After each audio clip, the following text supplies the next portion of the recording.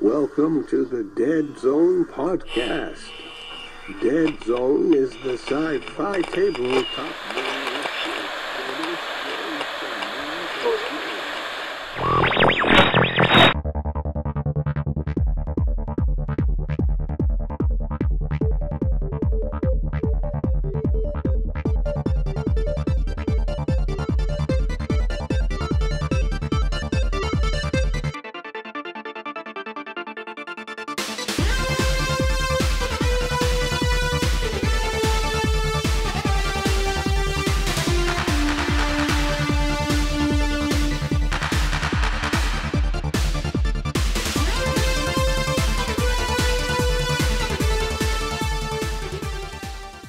Recording started. It certainly did. What are we recording? We are recording a special episode of Deadzone the podcast. Deadzone the podcast. Deadzone the podcast. Hey, look, you have one too. On YouTube. YouTube. So they actually get to see us. Yeah. In theory. And powered by StreamYard. That's what we use to record, and it's a watermark that I don't pay to remove. So we do have this is kind of a mini episode for us in between our main podcast, but we were presented with a unique opportunity, is that Mantic is going to be launching a Tribes on the MyMiniFactory. MyMiniFactory! Okay, Post Brian here. Just want to do a quick note.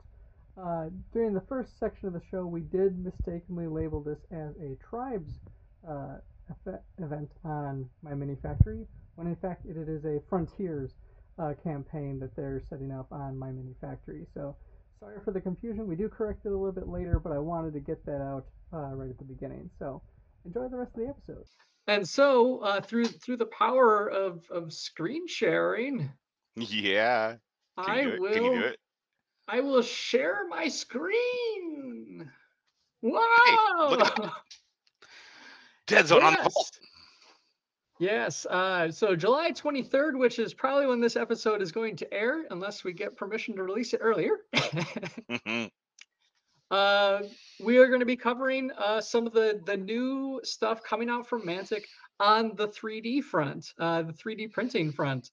So this is a really exciting time for Mantic, I think, and their platform at large, for the gamers as well. Yeah. You if you haven't heard us talk on our show, go check out Deadzone the podcast. Rick and I'm Brian, by the way. I'm Rick. See, we're doing this YouTube thing, so we don't understand completely up how we introduce each other anymore. But yes. Yeah. We're very professional on this show.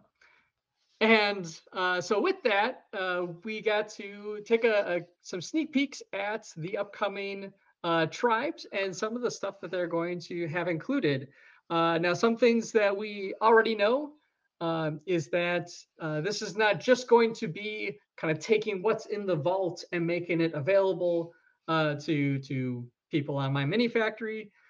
This is a campaign to get some exclusive 3D models set specifically for this, and that there's some other goodies in the works as well. So we do know that early bird special is about $115 US, I believe. Yep. All in for every team and all the terrain pledges and milestones. So terrain. So or I said Tribes. This is Frontiers. My mistake. Is it Frontiers? Yeah. Oh, yeah. Look at that. The big thing that says Frontiers. Big thing that says Frontiers. I can read.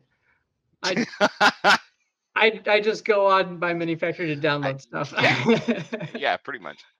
But yeah, so with that, we obviously there's a new Blaine that's going to be coming out. Warmonger Blaine. And is going to have rules in both Deadzone and Firefight as a merc for all strike teams, as well as having his own pre-made strike team. Blaine's Entourage. 200 points for Deadzone. And so with that, I kind of want to just dive in and show some of the other cool stuff that we've got going through this campaign. So since we're talking about it, let's see if I can pull up the right one. I've got a lot of pictures on my screen. Dun dun dun dun dun All dun right, dun so dun. here we go. Hey, So there Blaine's it is. entourage. We've got a whole mess of mercs, and here's the new Warmonger Blaine. Blaine in all of his glory there. Oh man, such a cool such a cool model. It's like an evolution of the Peacekeeper armor and almost some Northern Alliance gear. It's got poofs on his boots. Well, there is a Northern Alliance-esque Blaine. This is true. So, true. I mean, yeah, he fits in that category. And accompanying Blaine in his entourage looks like a couple of the mercs that are familiar faces for old Deadzone folks. We get the Ogre Mercenary, who is basically the ogre for GCPS, if you use them. But so he was a metal model, and now they've got him in beautiful 3D glory there. Then we got Hund the Rind Nomad, looking sweet as usual. I think this is one of the alternate sculpts he had for Star Saga. That wasn't the glue on metal arms behind his back. We got some really good Rind sculpts actually, like through Star Saga. There's quite a few of them. Really nice ones. There's the Survivor, who, if you're unfamiliar, really neat like story behind this guy. And one of the few that have like survived the plague virus, like being infected by it, but turns out that he's a carrier, and so that's why he lives in a survival suit, and looks like some dude out of Fallout. Yeah. Really cool model there. Cyborgs. The cyborg looks like coming over from the Maison team, and we've got the Eric, which I believe this one he's the Grogan from Star Saga. Yeah. So he's wasn't he in the character creator pack? I believe which. I think he was in that one. He was in, I think it was... Or was it Betrayal? I think it was Betrayal, actually. Because I think he's on the Rebs, who are the antagonists of that particular one. Yes. Woo, go Rebs. And then we got Kizai Uru. So this is a unit coming from kind of more of the Dreadball side. They're kind of psychic power dudes, and then we have the Lishma, who is I believe these two models might have come from Dreadball. The character builder I think had some of them for Star Saga as well, but the species comes to us from Dreadball, where they were kind of most prominent, and I'm blanking on the name of their species right now, and I'm kicking myself for not recalling it. But my Dreadball stuff is upstairs. But they're really cool models. In Dreadball they teleported, if I recall correctly. So there's some neat dudes. So Blaine has quite the entourage. 8 models in this 200-point list. We don't have the list in front of us right now. No, but it's definitely cool to see these models getting some 3D printer treatments, and really excited to start printing them. We've mentioned it in the past that getting to see the quality of the 3D models that went on to make like the board game plastic versions of like the Star Saga kits and stuff like that, getting to see like their true detail has been really rewarding, and so it's just so cool to see these things come to life. All right, and so next up If he does it right, we have the Volt Chasers strike team. We'll see. If I grab the right one. I should just make them bigger. Probably. That would be easier for me to determine which one they are. But yes, Look at that. Volt Chasers. The Volt Chasers. So here's another strike team for us. So Volt Chasers are they were kind of like a sub faction of the Veermen that had kind of the overcharge rule was really kind of central to them in Deadzone, which is they get like an extra little bonus and then they get shocked. Yeah. And so they're all kind of kitted out in armor and robotic gear and stuff like that. But it does look like we got some neat models coming through this. Yeah, and a good portion of these models are actually also from Star Saga. Yes. Yep. Because Volt Chasers were there too. Yep. It was the retake Black Star. I still haven't done that one. I have not. I have to go. We have to go through Star Saga yet. Yeah. But I'm trying to recall. I think was Fuser here on the lower left. Fuser and Shocker. So Shocker was one of them. But yeah, that Fuser might be. No, he's in it. Okay. Yeah, the Fuser is. So that was one of the ones with the Star Saga that those of us that had picked up the Kickstarter, we'd actually gotten the extra pieces because it shipped with the wrong pieces. You had too many of I think it was either the Trapper or the Stalkers or something like that. We got too many, and the game calls for a couple of the Fusers, so you had to replace their arm with the blaster thingamajigger. Gotcha. And then we got some nasty looking Overcharger up here. But the Thorn looks different. And Thorn, yeah, Thorn looks different. Mm-hmm. Nice. And the Crone's sister, that's from Overdrive. Overdrive, yep. Yep. So it's great again, these are models we've only ever had either like board game plastic of, or the first run of resin with, but yeah, really cool stuff. And gonna pull up the next one. What do you want to be the nuts and bolts? Nuts and bolts. Nuts and bolts. All right, gotta give Rick because that one's awesome. Love there. Nuts and bolts. So this was a new list that actually just came through the vaults side of things. July, yep, for July, and I'm super stoked for this. It's a great zany list of goblins. It's got a crazy gobby. I wonder why. It has a crazy gobby. Nyx looks really sweet. I think that's a reference to there's a game where you play as a goblin assassin. I think that's a reference to it. Probably. Yeah, that's I was just looking at League of Infamy. Okay. And then like we've got 3D sculpts of some really awesome model kits, the Bolts, Hulk, this stunt bot here, and then just a goblin riding a maw beast with a rocket. Gritter is such a cool looking model.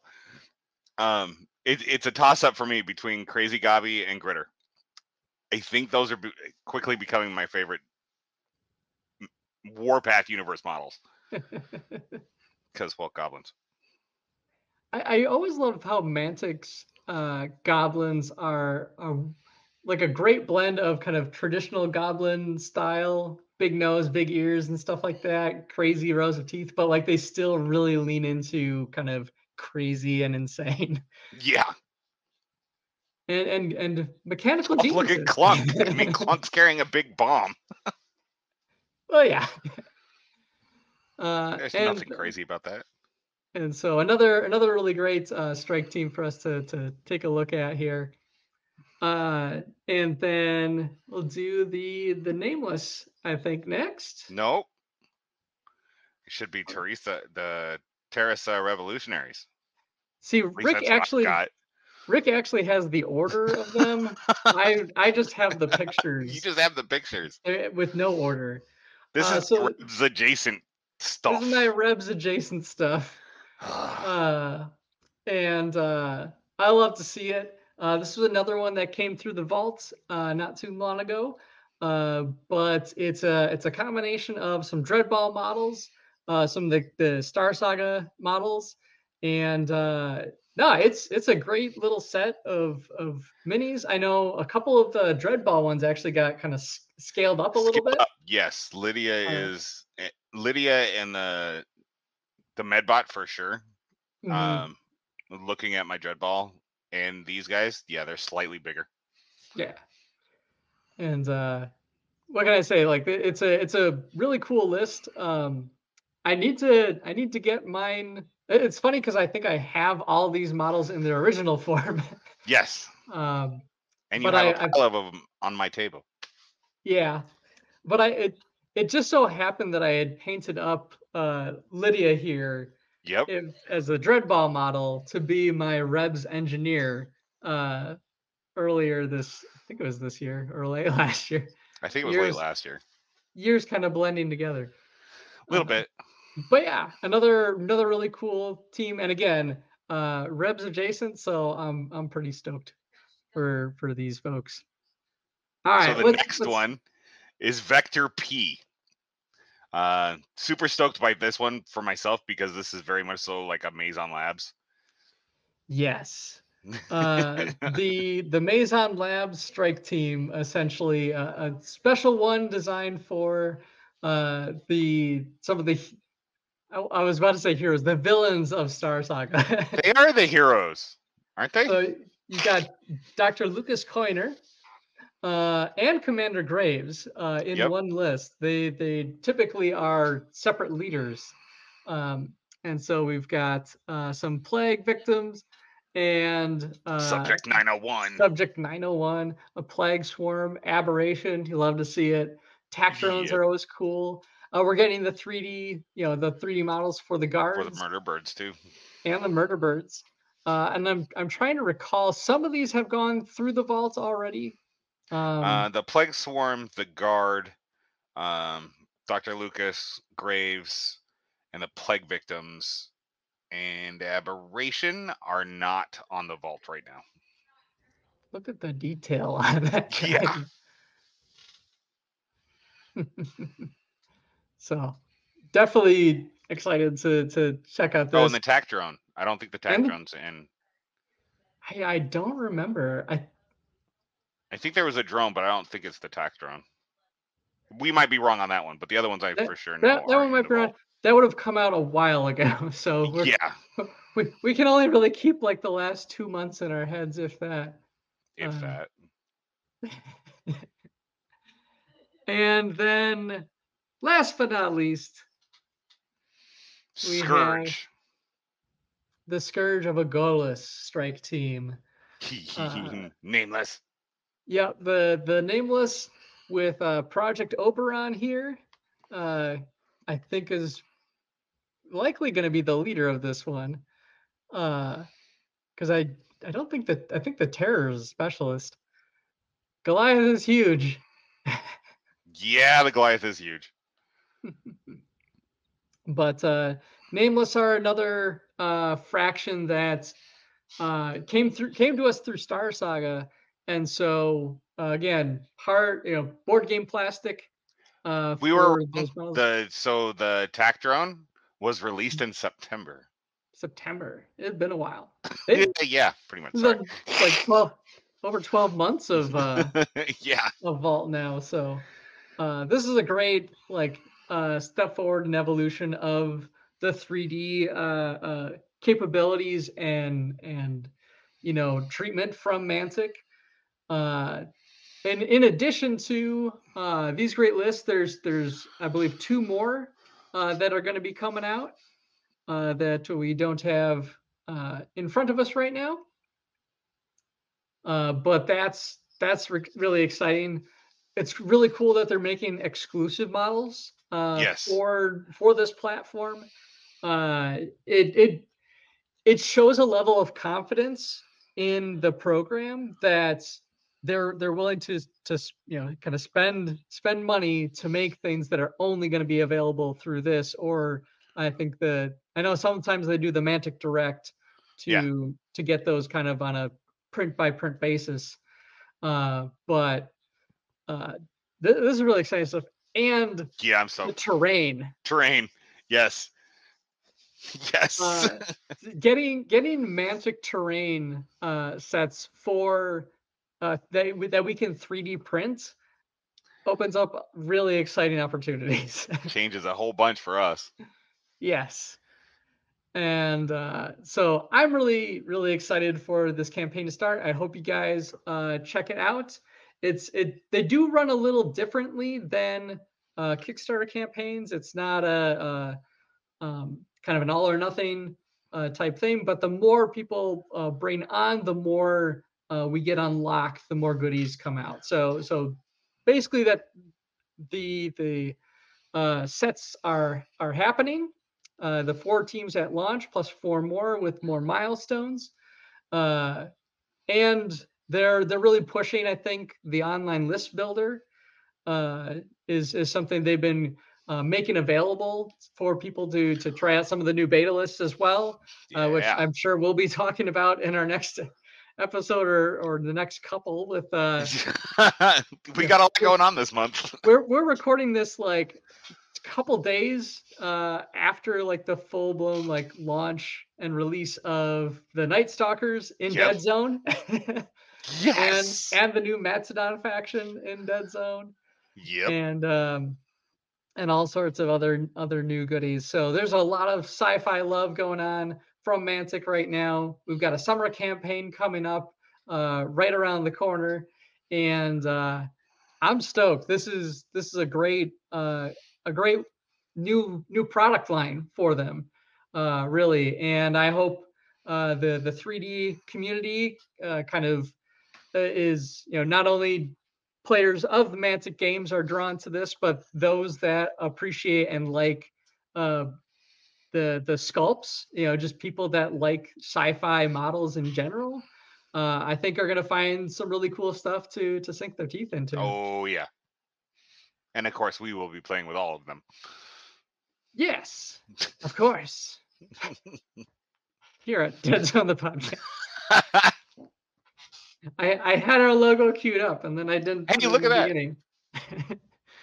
So it's one of those things. We're still getting used to this. Yeah,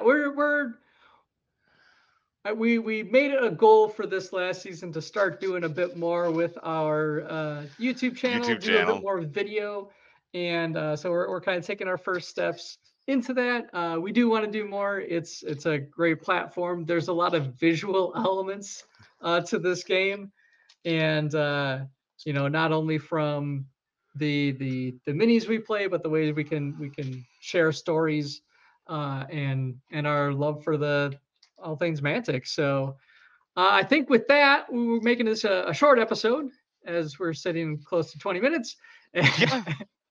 And so with that, I've been Brian. I'm Rick.